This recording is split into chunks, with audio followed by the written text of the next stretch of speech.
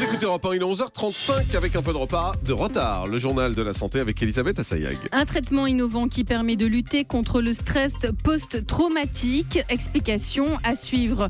Une maman alerte sur les dangers du Nurofen pendant la varicelle. Ça se passe sur les réseaux sociaux. Et puis, la méthode Montessori est peut-être une des solutions à la maladie d'Alzheimer.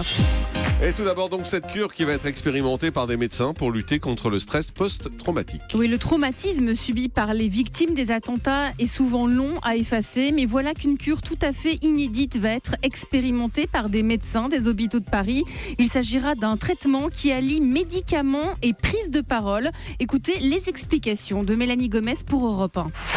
L'idée sera de tenter de guérir 400 victimes du 13 novembre souffrant de stress post-traumatique grâce à un protocole express, une séance par semaine pendant 6 semaines. Alors le principe est simple, il s'agit d'une thérapie classique qui consiste à parler de l'événement traumatique mais associé, et c'est là que c'est nouveau, à un traitement médicamenteux habituellement utilisé pour les problèmes cardiaques. C'est une stratégie qui a déjà été testée avec succès au Canada.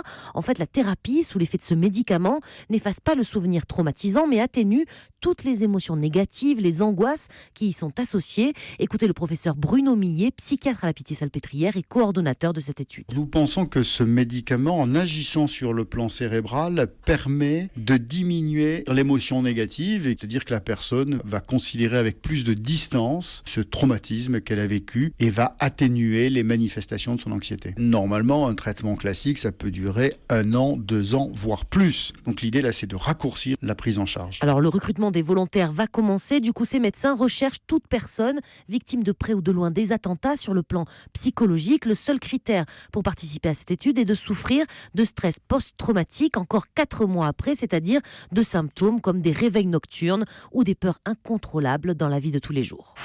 L'enseigne Monoprix a décidé de retirer de tous ses rayons des œufs de catégorie 3, c'est-à-dire des poules en cage, c'est ça ? Oui, c'est une première dans la grande distribution. Retirer les œufs de catégorie 3, c'est-à-dire les œufs de poules élevés en cage.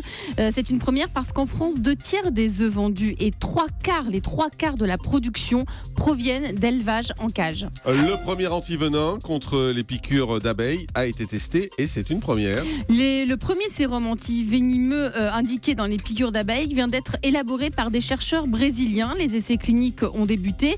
Cet antivenimeux qui s'appelle Antiapilico se présente sous forme d'ampoule auto-injectable et doit être administré juste après la survenue d'une piqûre. Ces essais font suite à 15 ans de recherche. Le Brésil dénombre chaque année 15 000 piqûres d'abeilles et 40 personnes en décèdent.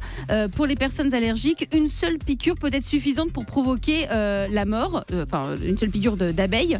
Donc dans certains cas sévères, le venin peut provoquer des convulsions accompagnées d'un état de choc. En France, on estime que les piqûres d'abeilles, de frelons ou de guêpes font chaque année 10 à 20 fois plus de morts que celles des vipères. Même les piqûres de Maya ?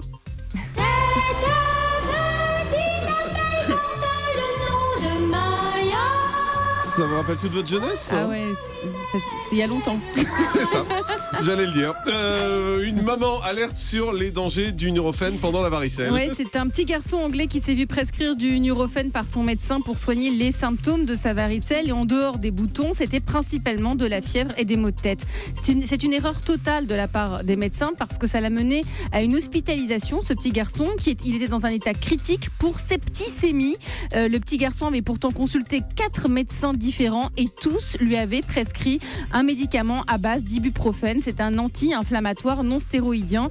Donc des réactions cutanées sévères se sont enchaînées. On peut voir les photos sur les réseaux sociaux et ça l'a mené jusqu'aux urgences. En France, l'Agence nationale du médicament a publié un avertissement dès 2004 qui dit qu'il ne faut pas utiliser ces médicaments en cas de varicelle. Seul le Doliprane est autorisé en cas de fièvre, sinon il faut attendre que ça passe tout simplement. Et puis la méthode Montessori peut être une solution à la maladie d'Alzheimer. C'est le pari qui a été pris par une maison de retraite située à Saint-Germain-en-Laye dans les Yvelines. Une dizaine d'employés de cette structure médicalisée sont actuellement en train de se former à la méthode pédagogique de Maria Montessori. C'est une méthode utilisée auprès des enfants âgés de 2 à 6 ans qui marche très bien parce que c'est une approche qui favorise l'autonomie et la confiance en soi. Alors peut-être qu'elle pourrait marcher sur les personnes malades pour réapprendre les gestes du quotidien. En tout cas, c'est ce que l'on va suivre. Merci beaucoup Elisabeth Assayag.